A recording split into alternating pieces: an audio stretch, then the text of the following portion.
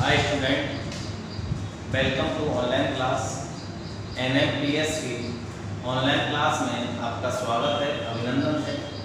देखो बच्चों, previous class में हमने चैप्टर नंबर 25 को समाप्त किया था और जो आज का चैप्टर है हमारा वो है 26वां, जो कि ह्यूमन फिजियोलॉजी सेकंड जो यूनिट है, उस यूनिट का पहला चैप्टर है, यानी उसका नाम है बेटा तंत्र का तंत्र, जिसका पहला टॉपिक है बेटा तंत्र का तंत्र।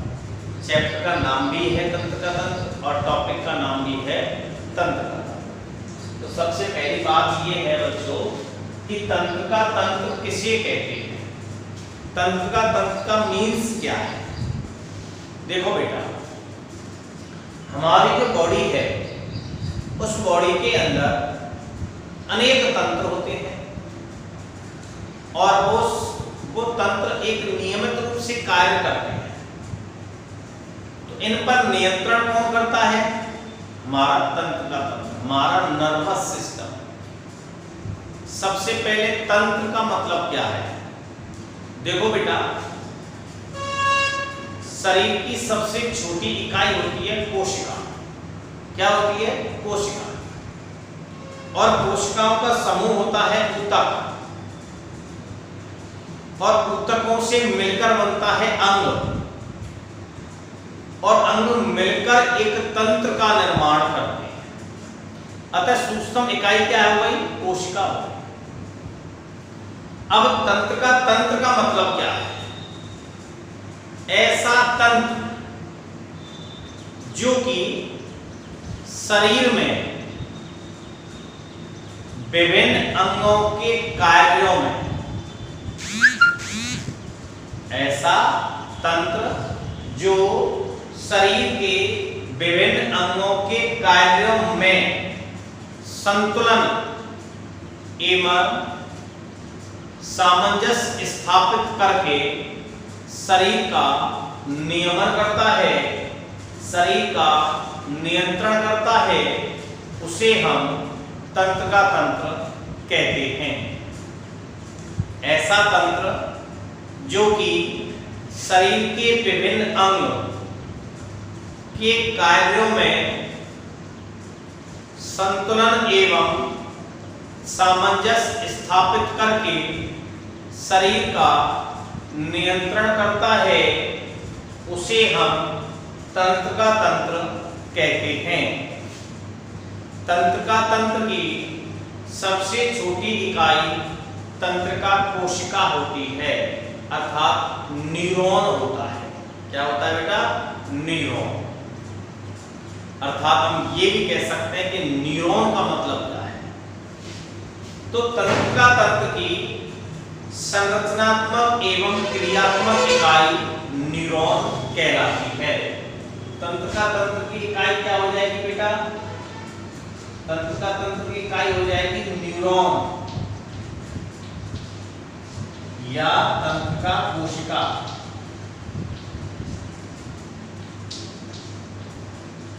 तंत्र का कोशिका। अब न्यूरॉन का मतलब क्या है? तंत्र का कोशिका किसे कहते हैं? तो तंत्र का तंत्र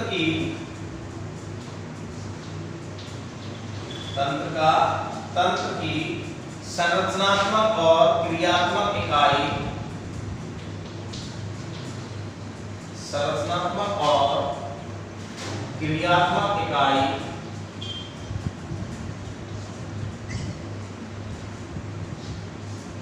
न्यूरॉन कहलाते हैं। तंत्र का मतलब समझ में आ गया बेटा? ऐसा तंत्र जो शरीर के विभिन्न अंगों के कार्यों में एक संतुलन पैदा करेगा और संतुलन पैदा करने के पश्चात उनमें सामंजस्य स्थापित करेगा, और सामंजस्य स्थापित करने के बाद शरीर का एक नियंत्रण करता है, तो उसे हम तंत्र का तंत्र कहते हैं। तंत्र का तंत्र की जो इकाई है वो न्यूरॉन होती है, जिसे हिंदी में तंत्र का कोशिका कहते हैं, या हम इस प्रकार से भी कह सकते हैं कि तंत्र का तंत्र की संरचनात्मक और क्रियात्मक इकाई न्यूरॉन कहलाती है। इसके बाद नेक्स्ट टॉपिक है बेटा आपका सिनेप्सिस। सिनेप्सिस। देखो बेटा, दो न्यूरॉनों के मध्य, दो न्यूरॉन, दो तंत्रिका कोशिकाएं आपस में, दो तंत्रिका कोशिकाएं अर्थात दो न्यूरॉन आपस में जिस संधि के द्वारा जुड़ी होती हैं, एक तंत्रिका कोशिका ये है, एक तंत्रिका कोशिका ये है, तो ये दोनों तंत्रिका कोशिकाएं जिस संधि से जुड़ी होती हैं उस संधि को हम सिनेप्सिस कहते हैं। दो न्यूरॉन, एक न्यूरॉन ये रहा, एक न्यूरॉन ये रहा, तो दोनों न्यूरॉन तंत्रिका कोशिकाएं जिस संधि द्वारा जुड़ी होती हैं उस संधि को हम सिनेप्सिस कहते हैं। अर्थात एक न्यूरॉन का डेंड्राइट अर्थात दुर्माष्म और दूसरे का एक्सॉन, ये दोनों जिस संधि द्वारा जुड़ी होती हैं उसे हम सिनेप्सिस कहते हैं, उसे हम सिनेप्सिस कहते हैं। तंत्रिका तंत्र की बात करें हम तो तंत्रिका तंत्र समझ में आ गया आपके, ऐसा तंत्र जो शरीर के विभिन्न अंगों के कार्यों में संतुलन एवं सामंजस्य स्थापित करके शरीर के संतुलन का या शरीर का नियंत्रण करता है, उसे हम तंत्रिका तंत्र कहते हैं। तंत्रिका तंत्र की सबसे छोटी इकाई न्यूरॉन होती है अर्थात तंत्रिका कोशिका होती है। अर्थात हम इस प्रकार से भी कह सकते हैं कि तंत्रिका तंत्र की संरचनात्मक और जो क्रियात्मक इकाई है वह न्यूरॉन कहलाती है। इसके बाद टॉपिक था आपका सिनेप्सिस। तो दो न्यूरॉन आपस में जिस संधि से जुड़े होते हैं उसे हम सिनेप्सिस कहते हैं। अर्थात एक तंत्रिका कोशिका का दुर्माष्म और दूसरी तंत्रिका कोशिका का एक्सॉन भाग जिसके द्वारा जुड़े होते हैं उसे हम सिनेप्सिस कहते हैं। एक विशिष्ट संरचना के द्वारा ये दोनों पार्ट जुड़े रहते हैं उसे हम सिनेप्सिस कहते हैं। नेक्स्ट टॉपिक है बेटा तंत्रिका तंत्र के कार्य।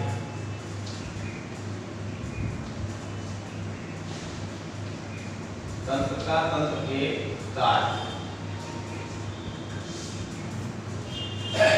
तंत्रिका तंत्र समझ में आ गया, सिनेप्सिस आ गया, अब है तंत्रिका तंत्र के कार्य।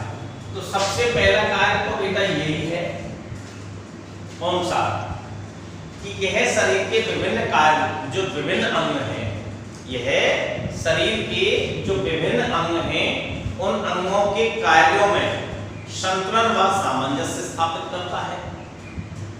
दूसरा, यह शरीर का नियंत्रण करता है अर्थात बॉडी में जितनी भी क्रियाएं होती हैं उनका नियंत्रण करता है। तीसरा, यह विभिन्न संवेदी अंगों के द्वारा, यह विभिन्न संवेदी अंगों के द्वारा बाह्य वातावरण से उद्दीपनों को या सूचनाओं को उद्दीपक के रूप में ग्रहण करता है।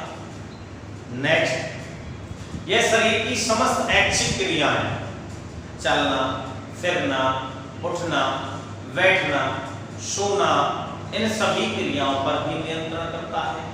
इसके साथ साथ बॉडी की जितनी भी अनैच्छिक क्रिया हैं जैसे श्वसन, उत्सर्जन, पाचन, आहार नाल में भोजन की गति, हृदय की स्पंदन अर्थात हृदय का धड़कना जैसी क्रियाओं पर नियंत्रण करता है। यहाँ दो शब्द आए बेटा, एक ऐच्छिक क्रिया और दूसरा शब्द है अनैच्छिक क्रिया। ऐच्छिक क्रिया का मतलब क्या है? ऐसी क्रियाएं जिन पर हमारी बॉडी का नियंत्रण होता है, जैसे चलना, लिखना, बैठना, उठना, ये सभी ऐच्छिक क्रियाएं होता है। दूसरा है अनैच्छिक क्रिया। अनैच्छिक क्रिया ऐसी क्रियाएं जिन पर हमारी बॉडी का कोई भी नियंत्रण नहीं होता है, जैसे श्वसन क्रिया है, होगी, रोक नहीं सकते, उत्सर्जन है, हृदय का धड़कना है, पाचन है, आहार नाल में भोजन की गति है, ये सभी अनैच्छिक क्रियाएं होती हैं, अर्थात यह शरीर के विभिन्न अंगों में सामंजस्य स्थापित करके अर्थात सामंजस्य उत्पन्न करके एक समग्र इकाई के रूप में कार्य करता है। तो ये तंत्र के क्या होगा बेटा, कार्य हो गए। सबसे पहला तो ये है बेटा कि तंत्रिका तंत्र किसे कहते हैं। तंत्रिका तंत्र का मतलब क्या है, ऐसा तंत्र जो शरीर के विभिन्न अंगों के कार्यों में एक सामंजस्य स्थापित करेगा, उन पर संतुलन करेगा और फिर शरीर का क्या करता है, संतुलन बनाए रखता है अर्थात नियंत्रण करता है, तो उसे हम तंत्रिका तंत्र कहते हैं। तंत्रिका तंत्र की सबसे सूक्ष्म इकाई तंत्रिका कोशिका होती है। सिनेप्सिस हो गया, वो न्यूरॉन जो दो तंत्रिका कोशिका हैं जिस संधि के द्वारा जुड़ी हुई होती हैं उसे हम सिनेप्सिस कहते हैं। तंत्रिका तंत्र के अगर कार्यों की बात करें तो सबसे पहला कार्य तो यही हो जाएगा, यह शरीर के विभिन्न अंगों की क्रियाओं का संचालन एवं नियंत्रण करता है। पहला कार्य, यह शरीर की विभिन्न क्रियाओं का नियंत्रण एवं संचालन करता है।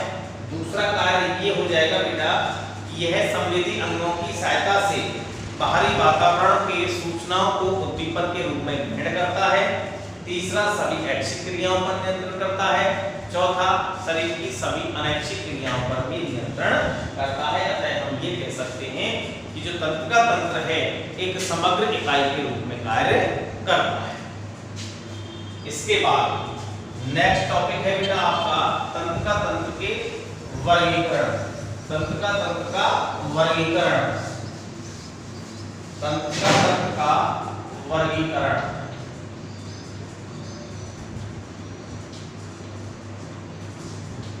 तंत्रिका तंत्र का वर्गीकरण। तंत्रिका तंत्र 3 प्रकार का होता है बेटा, 3 प्रकार है बेटा इसके। सबसे पहला है बेटा केंद्रीय तंत्रिका तंत्र।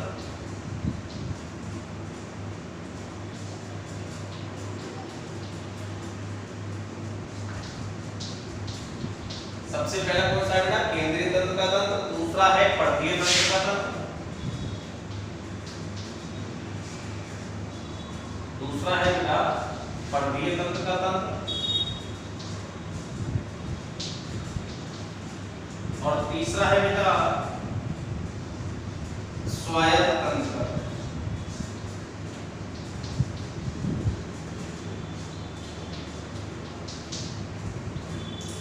पहला है केंद्रीय तंत्रिका तंत्र, दूसरा है पर्धीय तंत्रिका तंत्र और तीसरा है स्वायत्त तंत्र। सबसे पहला अध्ययन करते हैं हम केंद्रीय तंत्रिका तंत्र, CNS सेंट्रल नर्वस सिस्टम। केंद्रीय तंत्रिका तंत्र है, इसका निर्माण 2 अंगों से होता है। एक तो होता है बेटा मस्तिष्क और दूसरा होता है मेरुरज्जु। पहला कौन सा बेटा, मस्तिष्क और दूसरा कौन सा है, मेरुरज्जु। अब इनमें सबसे पहला हम अध्ययन करते हैं मस्तिष्क का। इसका करते हैं बेटा मस्तिष्क, ब्रेन, इंग्लिश में इसको ब्रेन कहते हैं, मस्तिष्क। देखिए बेटा, यह शरीर का एक कोमल अंग होता है। यह शरीर का अत्यंत कोमल अंग होता है जो कि शरीर की विभिन्न क्रियाओं का नियंत्रण करता है। मस्तिष्क की बात कर रहे हैं बेटा हम, तो जो मस्तिष्क है यह एक अत्यंत कोमल संरचना के रूप में पाया जाता है। अब कहाँ पाया जाता है, स्थिति क्या है इसकी? जो बेटा स्किल है हमारा, जो यानी कि करोटी है, उस करोटी के कपाल के अंदर, क्रेनियम, इंग्लिश में क्रेनियम। जो मस्तिष्क है ये कपाल के, कपाल मतलब खोपड़ी, कपाल के वो सॉरी यानी करोटी के कपाल सुरक्षित होता है। मस्तिष्क जो है ये करोटी के कपाल में सुरक्षित रहता है। कहाँ रहता है, कपाल में सुरक्षित रहता है। ठीक, नियंत्रण कक्ष है, सूचना प्रसारण तंत्र भी है, अर्थात मस्तिष्क हमारे शरीर का मुख्य सूचना प्रसारण केंद्र होता है। ठीक है बेटा, अगर हम एक स्वस्थ मनुष्य, जो मस्तिष्क है, या मस्तिष्क में ऐच्छिक क्रियाओं का नियंत्रण करता है, अनैच्छिक क्रियाओं का भी नियंत्रण करता है। इसके अलावा शरीर का ताप है, भूख है, प्यास है और मानव के व्यवहार, इन सभी गुणों का भी नियंत्रण करता है। एक स्वस्थ मनुष्य की अगर हम बात, मुट्ठी के आकार का होता है, आकार देखें तो कैसा होगा, मुट्ठी के आकार का। एक स्वस्थ व्यक्ति के अंदर, स्वस्थ मनुष्य में इसका भार, स्वस्थ मनुष्य में इसका जो भार होता है वो 1400 ग्राम होता है। कितना होता है बेटा, 1400 ग्राम। और स्त्री के अंदर बात करें, हम महिला के अंदर बात करें तो 1250 ग्राम। कितना होता है बेटा, 1250 ग्राम होता है। अब मस्तिष्क के चारों ओर एक मस्तिष्क आवरण होता है जो झिल्लियों से बना होता है। किससे बना होता है, झिल्लियों से, जिसे हम मस्तिष्क आवरण या मस्तिष्क झिल्ली या मेनिंजाइसिस बोलते हैं। मस्तिष्क जो है, इसके चारों ओर झिल्लियों से निर्मित एक आवरण पाया जाएगा जिसको मस्तिष्क आवरण कहेंगे। और मस्तिष्क आवरण में जो झिल्ली है, उन झिल्लियों का क्रम निम्न प्रकार से है। सबसे पहला होता है बेटा डूरा मैटर, दृढ़तांका, नींव कहते हैं इनको, दृढ़तांका। दूसरा है बेटा आपका अरेक्नॉइड,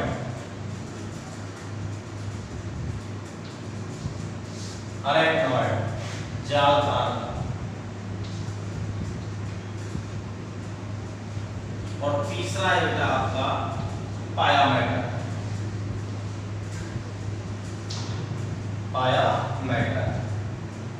इसको कहते हैं ना मृदुतांका।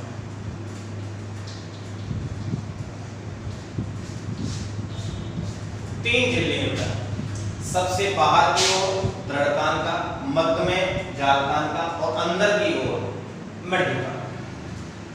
ठीक है बच्चों, मस्तिष्क की बात कर रहे हैं। किसकी बात कर रहे हैं, मस्तिष्क की बात कर रहे हैं। तो मस्तिष्क मनुष्य का एक अत्यंत कोमल अंग है और मुख्य अंग भी है। इसको मुख्य सूचना प्रसारण केंद्र भी कहते हैं, जो कि कहाँ, यानी जो करोटी है, उस करोटी के कपाल में सुरक्षित रहता है। यह ऐच्छिक क्रियाओं का नियंत्रण करता है, इसके अलावा अनैच्छिक क्रियाओं का भी नियंत्रण करता है। इसके अलावा ये शरीर के ताप का नियमन करेगा, भूख है, प्यास है और मानव का जो व्यवहार है, इन सब का भी एक नियंत्रण करता है। मस्तिष्क की बात करें हम तो एक स्वस्थ मनुष्य में इसका भार 1400 ग्राम और स्त्री की बात करें तो हम 1250 ग्राम होता है। मस्तिष्क के चारों ओर, मस्तिष्क के अगर हम चारों ओर की बात करें तो एक आवरण पाया जाता है। उस आवरण को हम मस्तिष्क आवरण कहते हैं, जो कि झिल्लियों से निर्मित होता है। उन झिल्लियों का जो क्रम है वो बाहर से अंदर की ओर ऐसे है। सबसे पहले डूरा मैटर, फिर अरेक्नॉइड और तीसरा है पायामेटर। तीसरा कौन सा है, पायामेटर। अब इसमें सबसे पहला है बेटा आपका दृढ़तांका। सबसे पहला कौन सा है बेटा, दृढ़तांका के बारे में अध्ययन करें हम। सबसे पहली झिल्ली है आपकी दृढ़तांका।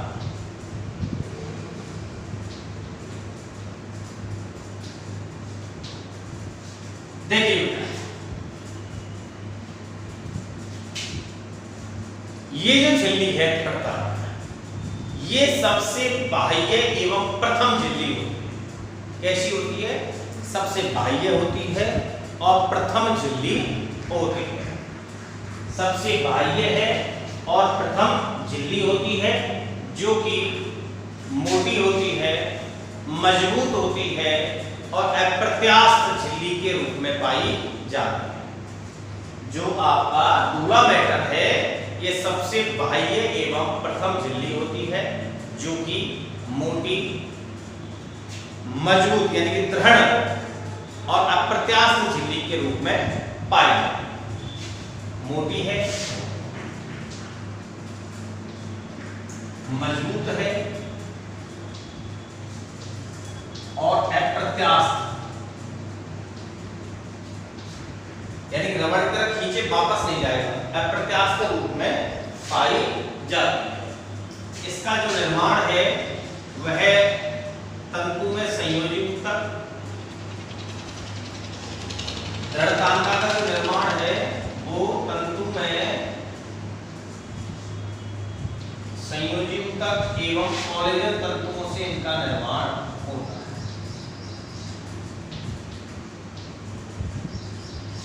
कोलेजन तंतुओं से इसका निर्माण होता है।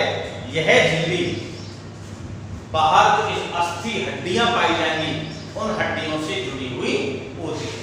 जो दृढ़तांका है बाहर की ओर, जो खोपड़ी है, जो करोटी है, जो कपाल है, उस कपाल की अस्थियों से जुड़ी हुई होती है। और कुछ स्थानों पर यह यानी कि सिरा कोटरों का निर्माण करती है जिसमें रक्त बहा है, जिसमें रक्त बहा है। दृढ़तांका की बात कर रहे हैं तो यह सबसे बाह्य एवं प्रथम झिल्ली होती है जो कि मोटी, मजबूत और अप्रत्यास्थ झिल्ली के रूप में पाई जाती है। दृढ़तांका का निर्माण या इस झिल्ली का निर्माण तंतु में संयोजी ऊतक और कोलेजन तंतुओं से होता है। यह झिल्ली कपाल की अस्थियों से जुड़ी होती है और कुछ स्थानों पर सिरा कोटरों का निर्माण करती है जिसमें रक्त भरा हुआ रहता है। दूसरा है बेटा अरेक्नॉइड यानी कि जालतांका।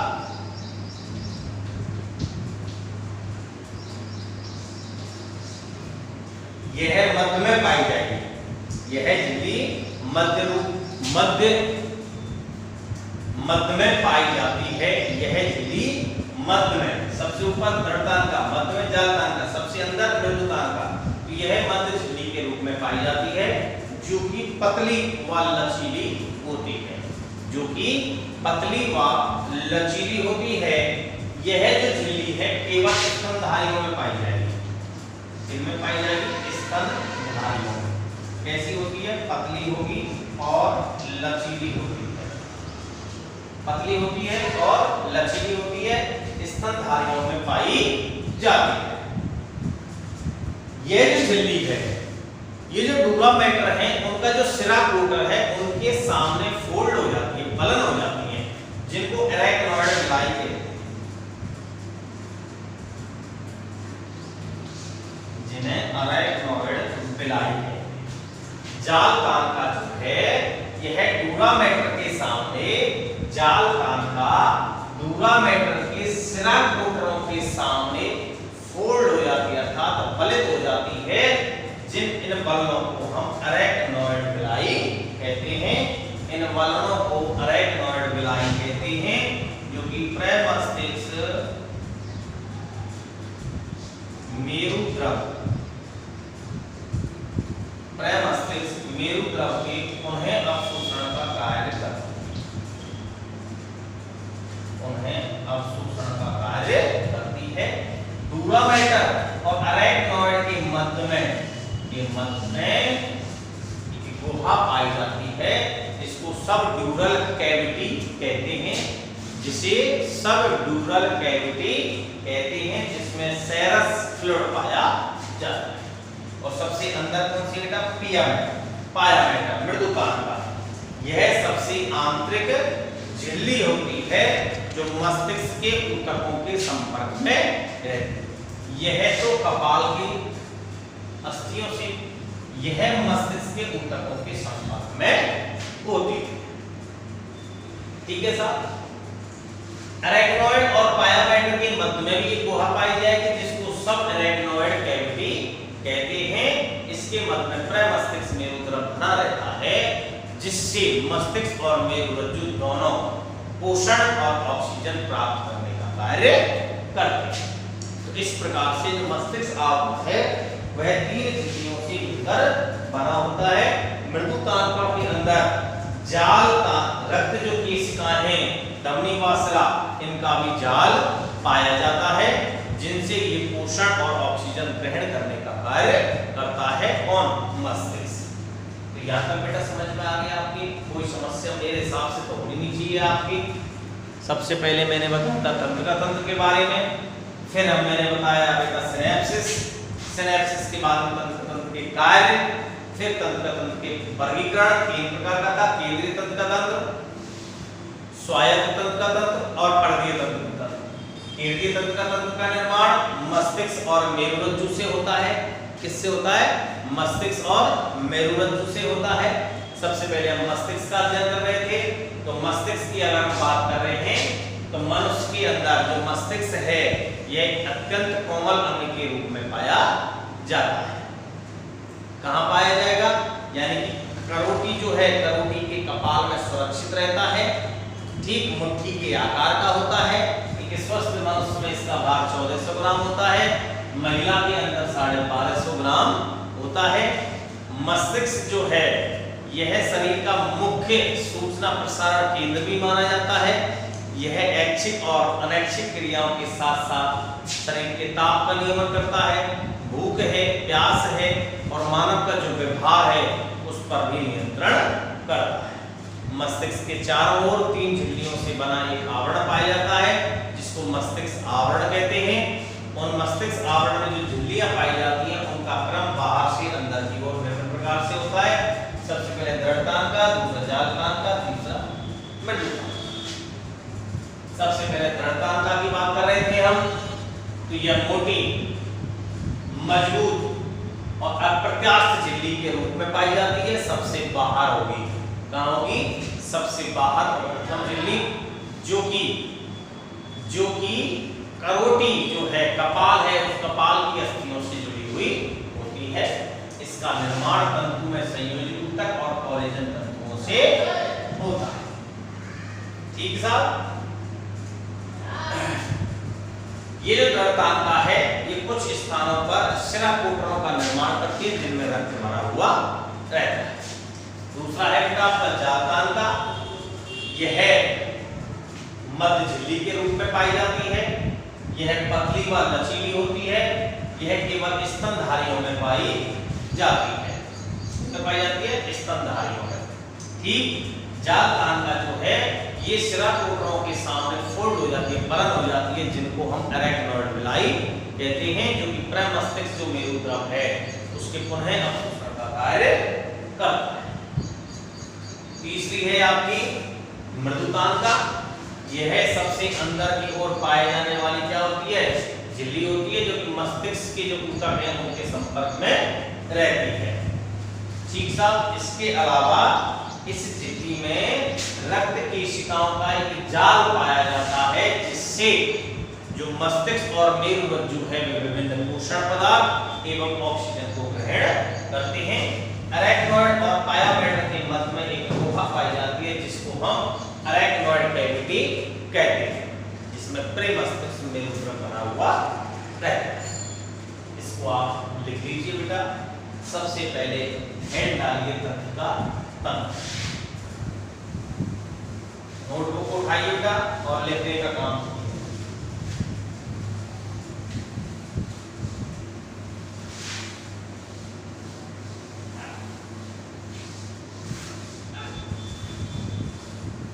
लिखिए बेटा, हेडिंग लिख लिए तंत्र का तंत्र।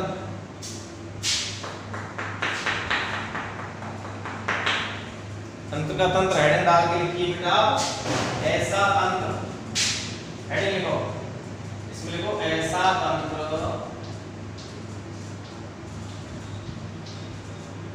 लिखो बेटा ऐसा तंत्र जो कि ऐसा तंत्र जो कि शरीर के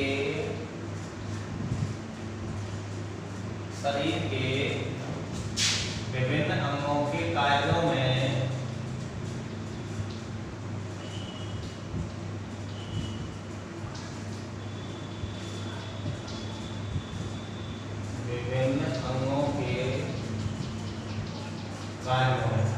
ऐसा तंत्र जो कि शरीर के विभिन्न अंगों के कार्यों में संतुलन एवं सामंजस्य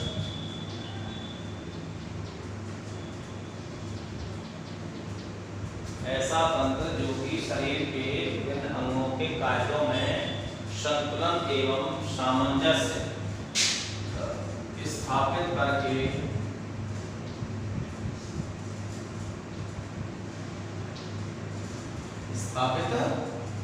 करके शरीर का नियंत्रण करता है।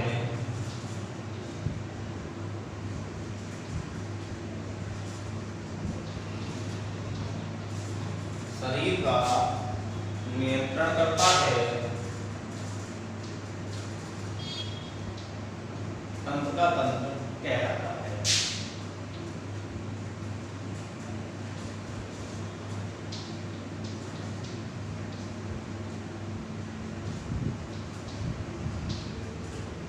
ऐसा तंत्र जो कि शरीर के विभिन्न कार्यों में संतुलन एवं सामंजस्य स्थापित करके शरीर का नियंत्रण करता है, तंत्र का तंत्र कहलाता है। तंत्र का तंत्र की इकाई क्या होती है बेटा? न्यूरॉन। अर्थात इसमें लिखेंगे करके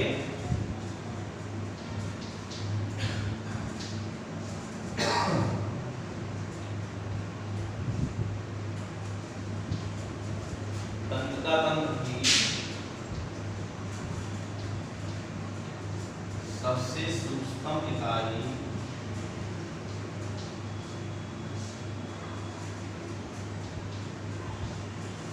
तंत्र का तंत्र की सबसे सूक्ष्म इकाई न्यूरॉन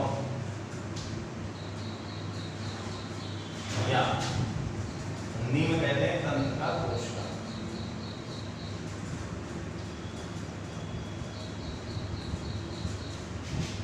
न्यूरॉन या तंत्र का कोशिका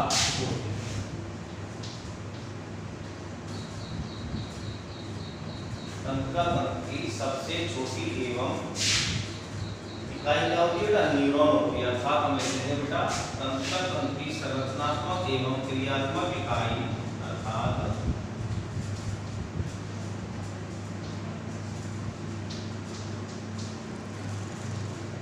तंत्र का तंत्र के संरचनात्मक एवं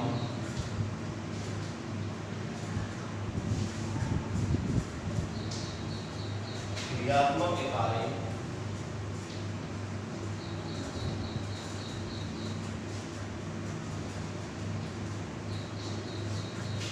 तंत्र की संरचना क्रियात्मक इकाई न्यूरॉन कहलाती है।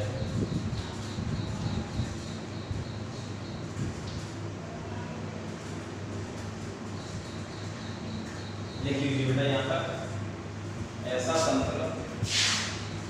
ऐसा तंत्र जो कि शरीर के विभिन्न अंगों के कार्यों में संतुलन एवं सामंजस्य स्थापित करके शरीर का नियंत्रण करता है, तंत्र का तंत्र कहलाता है। तंत्र का तंत्र की सबसे सूक्ष्म इकाई न्यूरॉन होती है। अर्थात तंत्र का तंत्र की संरचनात्मक एवं क्रियात्मक इकाई न्यूरॉन कहलाती है। इसके बाद में लिखिए बेटा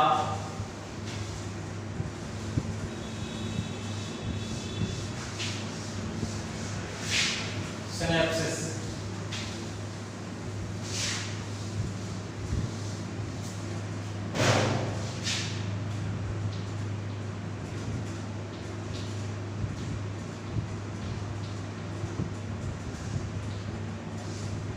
सिनेप्सिस है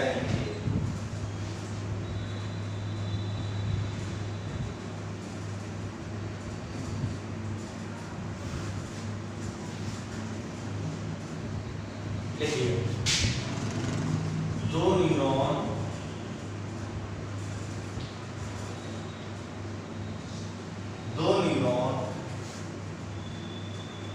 जिस संधि द्वारा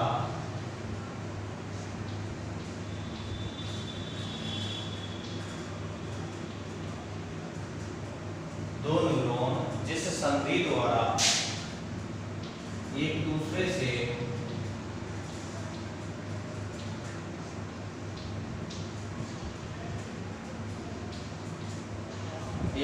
से जुड़े होते हैं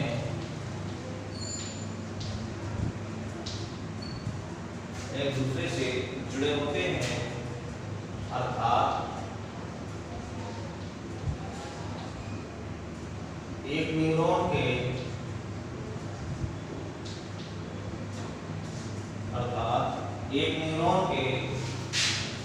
दुर्माशु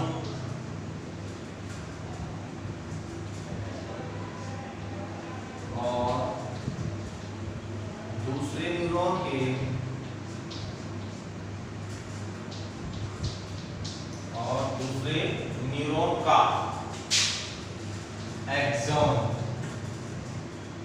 अर्थात तंत्रिकाक्ष, अर्थात एक न्यूरॉन का दुर्माशु और दूसरे न्यूरॉन का तंत्रिकाक्ष एक विशिष्ट संरचना द्वारा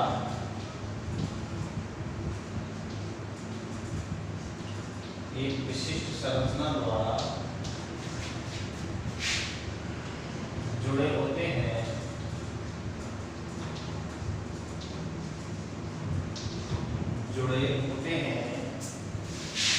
उसे सिनेप्सिस कहते हैं।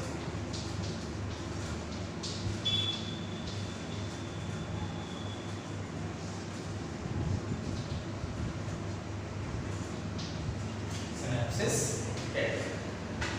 इसके बाद आएगी तंत्र के कार्य।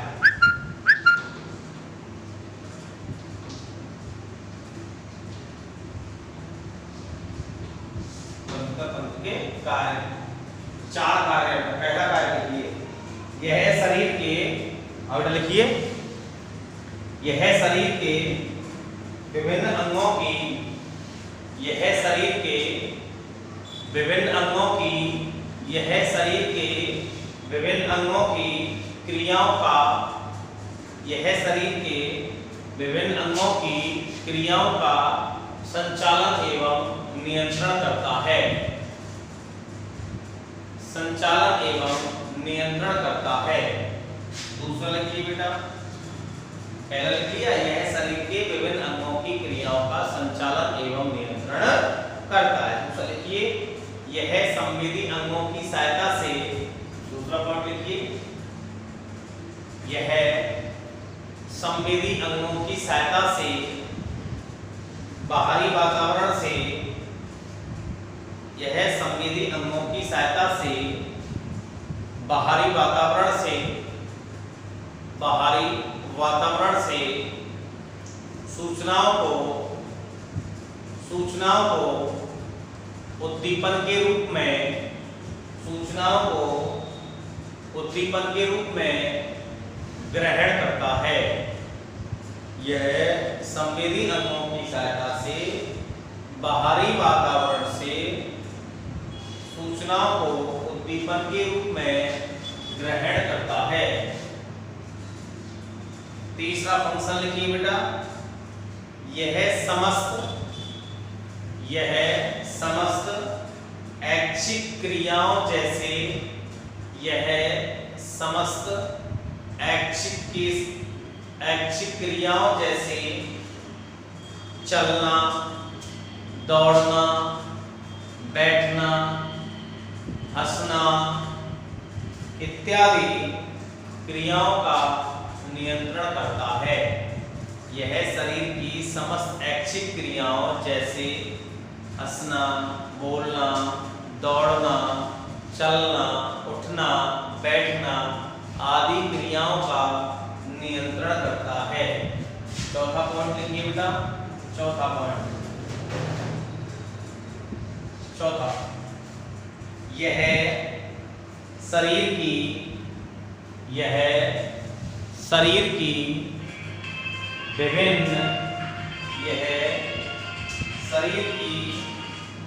विभिन्न अनैच्छिक क्रियाओं जैसे, यह शरीर की विभिन्न अनैच्छिक क्रियाओं जैसे श्वसन,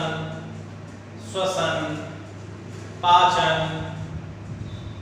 उत्सर्जन, आहार नाल में भोजन की गति, यह शरीर की समस्त अनैच्छिक क्रियाओं जैसे श्वसन, पाचन, उत्सर्जन, आहार नाल में भोजन की गति, हृदय स्पंदन आदि का नियंत्रण करता है, आदि का नियंत्रण करता है। अतः हम कह सकते हैं कि मस्तिष्क अतः हम कह सकते हैं कि यह शरीर के विभिन्न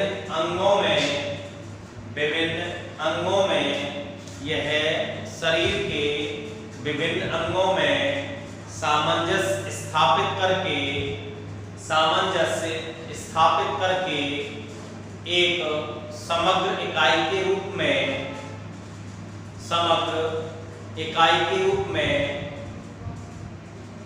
कार्य करता है। अतः हम कह सकते हैं कि यह शरीर के विभिन्न अंगों के कार्यों में सामंजस्य स्थापित करके एक समग्र इकाई के रूप में कार्य करता है। ठीक है बच्चों, ये तंत्र के 4 कार्य हो गए। आपके जो भी कोई भी टॉपिक समझ में नहीं आया हो, कोई शब्द समझ में नहीं आया हो, तो आप कमेंट कर सकते हैं। यहाँ से आगे का टॉपिक नेक्स्ट क्लास में।